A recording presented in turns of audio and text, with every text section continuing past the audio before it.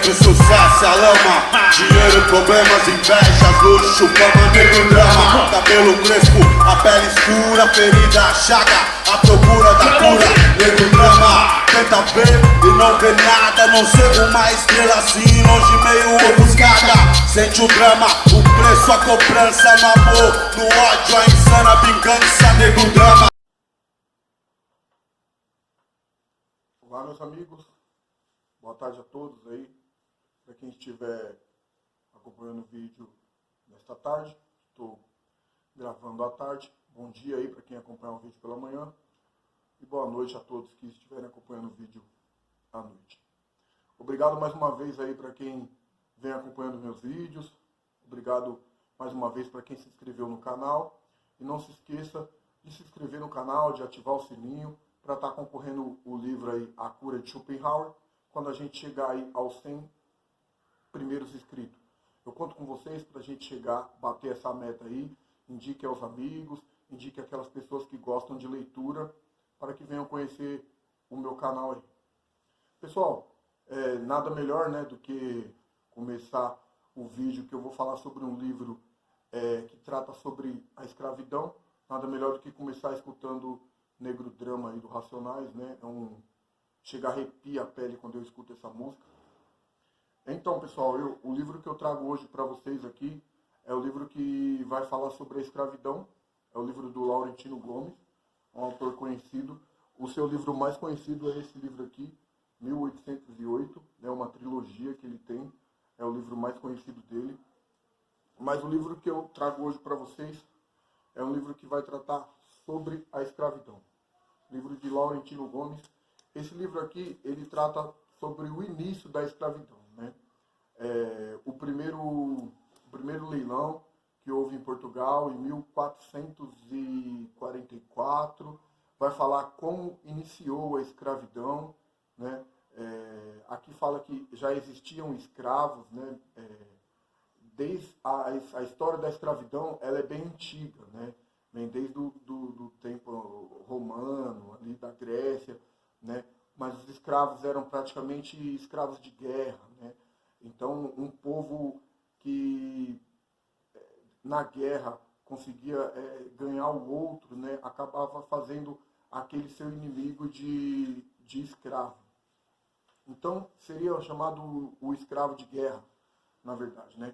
Então, esse livro é uma trilogia. O primeiro livro vai falar exclusivamente da África, como que começou a escravidão, vai falar da chegada dos portugueses à África, vai falar dos ingleses, vai falar dos americanos, dos holandeses, vai falar do Brasil também, né? Ele fala bastante sobre o cenário brasileiro, mas ele vai mais a fundo sobre a escravidão no Brasil no segundo volume, que se eu não me engano está para sair agora, esse ano, era para sair o ano que vem, o ano passado, desculpa, mas devido à pandemia não saiu e tá para sair agora no meio do ano, o segundo volume. Eu estou ansioso esperando, porque o primeiro, foi um dos melhores livros que eu li sobre o assunto até o momento. Não que eu tenha lido muito, né? Eu li pouco ainda sobre a escravidão, pretendo continuar os meus estudos sobre esse tema, mas, é um livro surpreendente que eu indico para todos vocês. E se você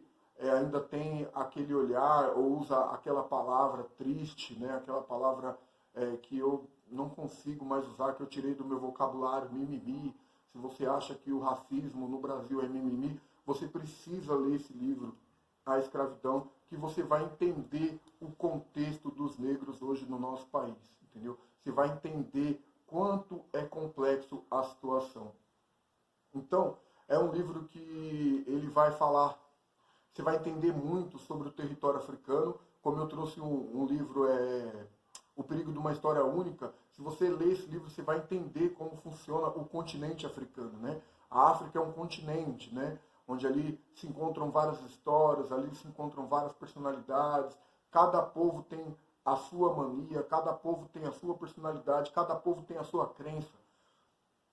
A África não se baseia na África do Sul, a África não se baseia apenas num país pobre como a Namíbia ou a Nicarágua. A África ela é um continente diverso, de várias personalidades, de de vários povos que a gente precisa conhecer. E através desse livro você vai conhecer um pouco o continente africano. Esse livro vai responder algumas perguntas, algumas questões que sempre surgem por aí, né? A primeira é o nosso querido, amado presidente da República, que está aí no Brasil hoje em dia, numa entrevista ao Roda Viva, ele falou que os próprios negros escravizaram os próprios negros. Ele não deixa de ter razão. Aqui no livro fala, responde essa pergunta, se os próprios negros escravizaram os próprios negros. Ele tem razão em partes, mas você falar que os próprios negros escravizaram os próprios negros, fica uma palavra simplista, um comentário simplista. Você precisa entrar a fundo da questão, saber o que aconteceu naquela época. E naquela época era a época onde era normal, né? Normal entre aspas, né? A escravidão, né? Então os próprios brancos também escravizaram os próprios brancos, né? Os chineses escravizaram os próprios chineses também, entendeu?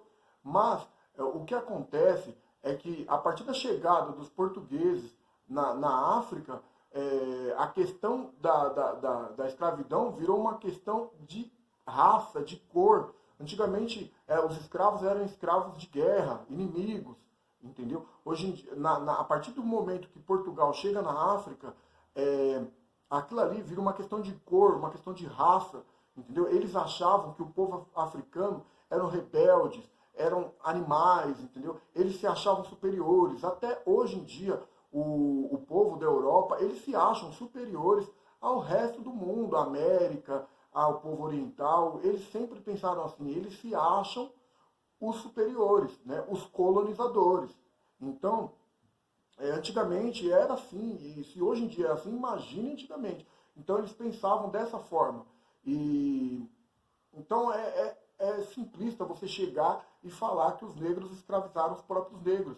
O Brasil financiou o genocídio, a morte na África do Sul, porque antigamente lá eles pegavam escravo entre eles em guerra de tribos, e o negro lá, o africano, que era pego durante a guerra, ele era escravizado, mas era um escravo de guerra, né, que eles conseguiam.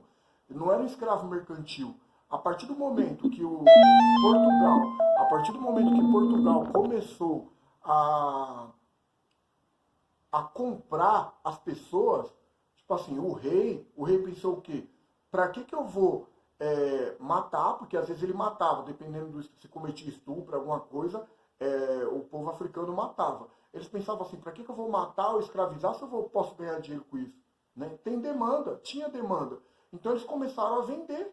Já que Portugal começou a comprar, eles começaram a vender. Tinha demanda. E aí, ou então havia muita troca por armas. O Brasil, Portugal, Holanda, Estados Unidos, eles financiaram o genocídio, a miséria que é em alguns continentes, em alguns países da África hoje em dia. Porque foi trocado armas, alimentos, por pessoas. O Brasil mandou muitas armas para o continente africano, né, principalmente em Angola. Então, nesse contexto que você responde a esse comentário, a esse argumento de que os negros escravizaram os próprios negros. Outra resposta que você vai ter aqui é que o nosso querido, amado presidente do Brasil falou no Roda Viva que os portugueses nunca pisaram na África. Outra mentira, outra falácia. Infelizmente, nós temos um presidente que não sabe nada, não lê nada, não tem conhecimento de nada. O Portugal construiu um castelo na África do Sul. Como os portugueses nunca pisaram na África. O castelo se chamava São Jorge da Mina, era o nome do castelo, que foi construído pelos portugueses. E pessoal, eu vou ler aqui alguns dados, aqui na página 30, sobre a população negra no Brasil hoje, só para a gente terminar e vocês tentar começar a entender a situação e o reflexo da escravidão. O Brasil que foi o último país a abolir, e tipo assim, jogaram os negros lá, e não deram assistência, não tiveram direito à escola, foram jogados à margem da sociedade. Por isso que hoje em dia os bairros periféricos, as favelas, em sua maioria são formadas por negros, porque foi aonde nós, as pessoas mais periféricas, mais pobres, descendentes, descendentes dos escravos, conseguimos algum lugar para morar e para ficar. Eu vou passar alguns dados para vocês aqui de como se encontra a população negra no Brasil e você vai entender que isso é reflexo da escravidão. Vamos abrir a mente e entender que temos sim uma dívida histórica com o povo negro no Brasil e com o povo africano. Deixa eu ler aqui para vocês.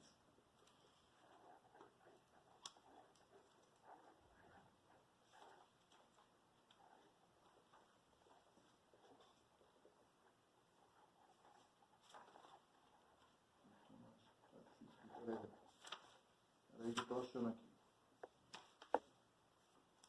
Aqui, ó. Vamos lá. Negros e pardos. Classificação que inclui mulatos, uma ampla gama de mestiços, representam 54% da população brasileira.